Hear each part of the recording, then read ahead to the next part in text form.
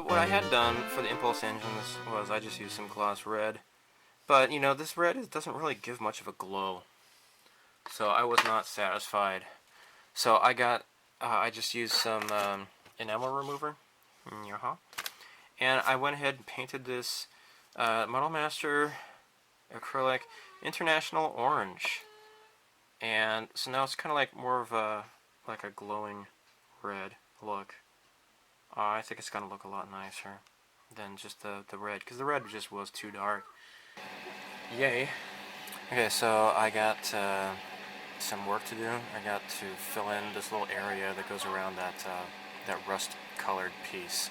So this is the duck egg blue again, so I just need to paint this real quick. I've just masked this off. Just need to paint it out there. Make it look nice.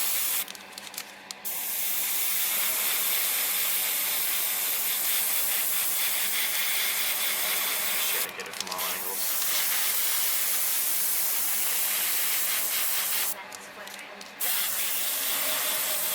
There we go. Do the other piece now. Okay, so I've done some rethinking and doing a little bit of reading and research or whatever. So these don't need to be completely black like I thought.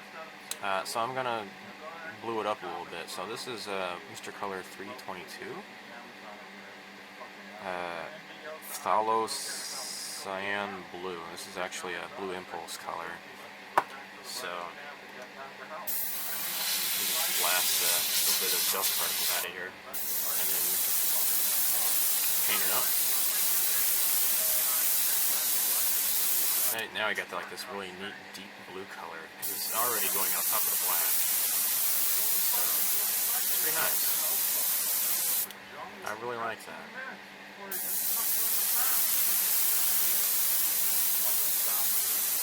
Okay. Make sure that this matches the other one I just did. It's pretty nice. Okay. Yeah, neat.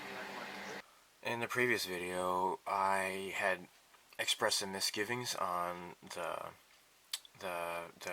collector dish here, or whatever it's called. I ended up having to redo it, and it's nice because when I redid it, it turned out a lot better. Looks a lot nicer now than it did before. So I am happy about that. That's pretty cool. It looks really nice. Kind of aperturing off the back. There we go. I think it looks pretty nice. Alright, so I have already applied 1, 2, 3, 4, 5 of the Aztec decals. These are really sturdy, and so I think that it really makes this kit really accessible. Now, people were, would complain about these things, about being thick, but I think considering the job you have ahead of you in making these, the Aztec pattern work, I really appreciate the thickness of this because you can pick it up and rework it and put it back down as necessary. It really helps the application, I think. So what I'm doing here is I'm using some microset and putting them down here, and I'm just using my thumbs here. I'm not even really being that cautious as I normally might. So I'm gonna try to get this in frame here. I apologize if I can't, but I'm looking at what I'm doing instead of the video screen here. So let's put this down as best as I can try.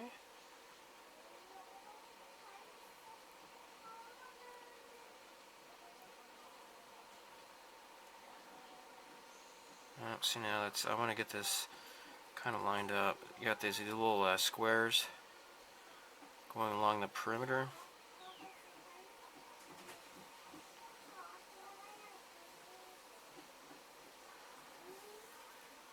Okay, I think I got that lined up okay.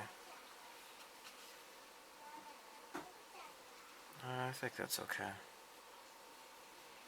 So, now what you want to do The instructions call for running your very, very sharp, this is a new blade, just running your new blade, your hobby knife, along the panel lines here.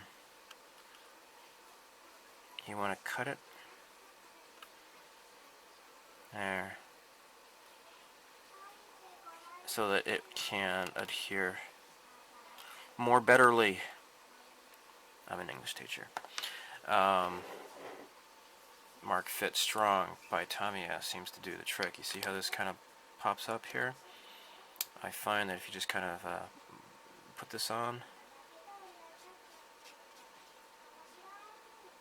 and let it start eating away, and then you can just kind of push it down and it behaves. Okay, so I'm not going to spare you, I'm not going to bore you too much with this application of this. There's a guy who's done a video of the entire application of all of these decals here, but what you should do is kind of make a cut like so. Make a few cuts there, and then you can kind of push it down. See, it's not, they will be stubborn, but just put this crap on here, and then now see, look, it's mostly gone down now. See that? That's what you have to do. You just have to use a setting solution, and I figured if I just use Mark Fit Strong, that I can just skip to the chase and just beat this stuff down to submission. So far it's looking pretty nice. I like it a lot. So let's run the hobby blade along the panel lines for the decal I just put down.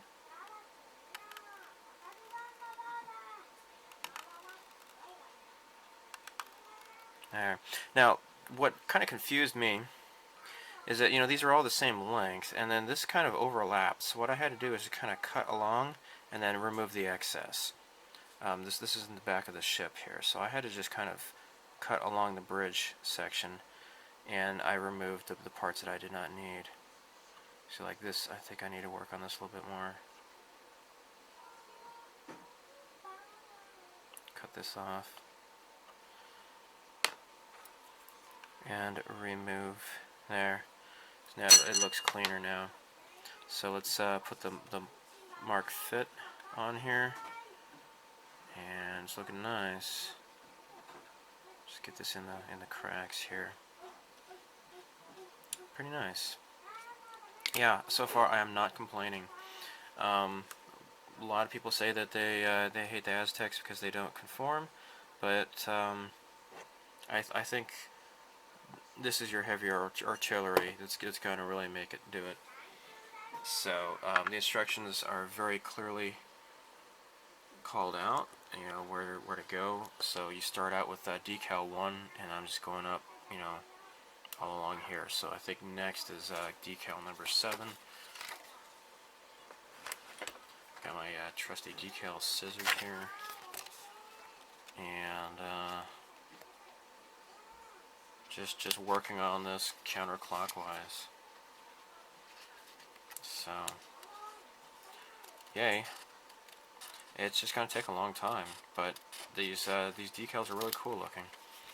So, really neat. Now, for the larger kits, there's a company called Aztec Dummy, and I've read a lot of people who are unhappy with their stuff.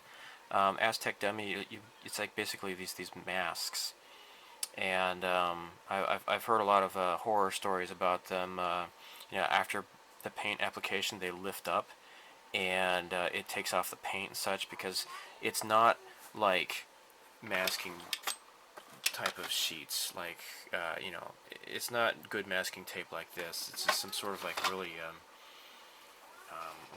thick stuff, and it adheres too well to the to the enterprise surface, and so when you peel it off, it kind of screws everything up, and then you just wasted a lot of money on those expensive Aztec masks. So yeah, I would not want to do that on my the 1/537 scale enterprise that I purchased over the summer. So there are other alternatives to that, you know, for the larger stuff.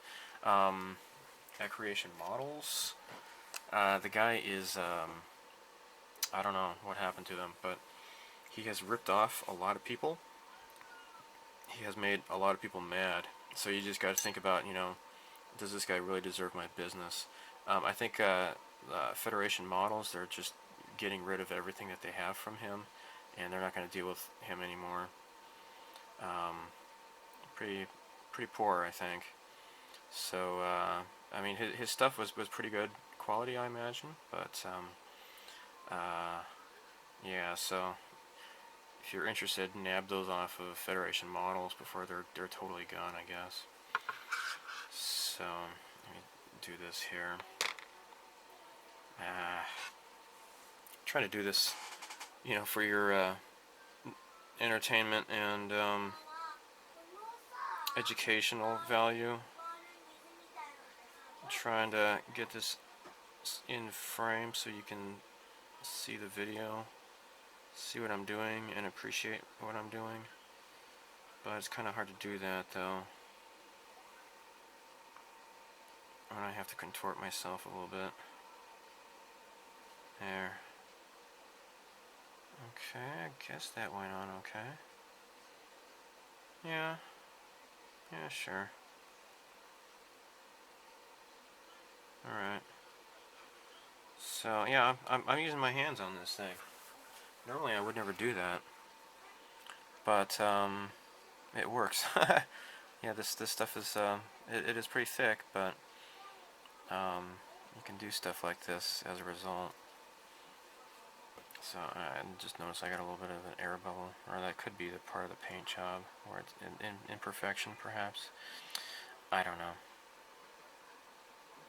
It's looking pretty good, though. Just kind of push it into the cracks here. There. So, yeah, progress. So,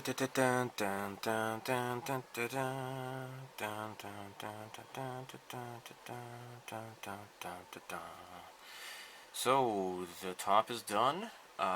There was one problem, and I noticed that the decal sheet was a little bit wrinkled, and when I applied it, it kind of shattered a little bit. So it's got some lines here, unfortunately. It got a little bit of a hole here, but maybe it's not so noticeable, I guess. I don't care too much. For the most part, these all went on fairly well. They didn't really want to slide around, despite being called water slide decals. I had a bit of a trouble sliding them, actually, and I'm not sure why. I was making sure to use plenty of microset, but after I put them down, it was a little bit difficult to move them around if necessary. But, you know, whatever. So, I think before proceeding, I might give this a gloss coat. And then, you know, before I put other decals on top of it. I'm just, I just don't want to accidentally have this stuff lift off on top of the, you know, if I'm going to be holding it, I don't want it to, like, stick to my thumb and come off or something or other. I don't know, maybe I'm just kind of worrying too much, but that's what I would like to do, maybe. So I noticed that there are some decals here on the impulse crystal and such I need to put in place. So I'm not totally done with the top part yet, but so far so good. Happiness charge. I just realized I needed to do a little bit of painting with some of the clear parts. So for the impulse crystal, I used Tester's light blue.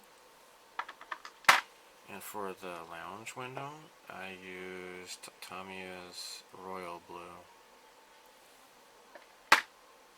So I'm going to have to let those dry before I put them into the model. My fingers are all messy too. Okay, I thought I might share this with you. There's this little colored, like a spade kind of a shape thing here. It seems to like it's supposed to design to be colored on, you know, the lay on the outside edge. I'm not so sure how that's really supposed to work. I've put it down, but you know, whatever. There's a little ring here. I had to cut close to it just to make sure it'll fit fine. And then I just kind of stuck my finger in there to kind of pat it down. And it should work, I think. It's kind of lined up right there. So it's proven to be a little bit annoying. But it kind of wants to just float around a little bit too much. I don't know if I should like cut it on one end or not, or just leave it as a ring shape. But here it's more or less lined up. I think I might do that actually. Let's go ahead and make an incision.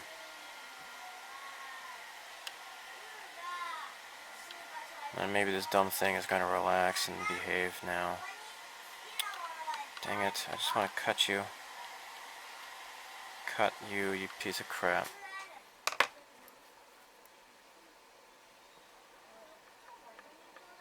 Definitely will need to use the Mark Fit on here. Because this is just kind of just floating here for some reason. It's very disturbing.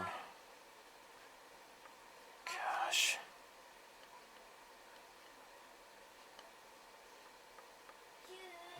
Okay. Jeez, Lou frickin' wheeze. You know, I'm going to put some more micro solution on here. Or microset, I should say. Maybe get this underneath here a bit. Put it on top of it too. Make it wet, make it stick. There. That's a little bit better, I think.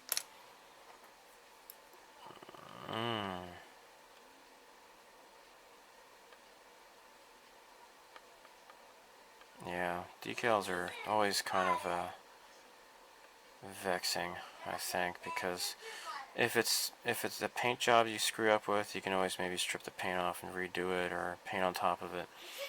But decals, though, you know, like this shattered, where is it here? If it's screwed up, then you're stuck with it, unless you are able to order replacement parts, or replacement decals. Okay, I'm going to just let this sit here. Now I hope that when I put the impulse crystal into place, it's not going to rip that. I really, really hope not. Now the back of this impulse deck actually is handled by a fairly large decal. Number 50, this decal here. So maybe I can cut this out, apply that one next. Oh gosh, this has been a real pain in the ass, but I've got it to kind of line up, so I'm not going to touch it anymore. This is the way it's going to go. That was really difficult to deal with. So let's put the Mark Fit Strong on there and make sure, you know, give this another shot here. So yeah, that was kind of difficult to get it to line up right. So, oh my, yeah, it's getting late, and I'm going to work on this tomorrow because I'm on vacation. So for now, time for go to bed. Okay, it's the next day. I think I might end the video here, but anyhow, I just want to point out that the impulse deck here, the decals involved are kind of strange. They don't really fit in the crack as you would hope they would. They, I had to trim the excess along the edges, and even still, they don't really fit in there very well. This one ripped really bad, and I kind of managed to salvage it a bit, so it's actually not very noticeable. So I'm kind of happy about that. I'm really, really lucky. So, yeah, interesting experience so far. I have yet to do the rest of the model, so I'm going to save that for another video, and then hopefully this should be all done.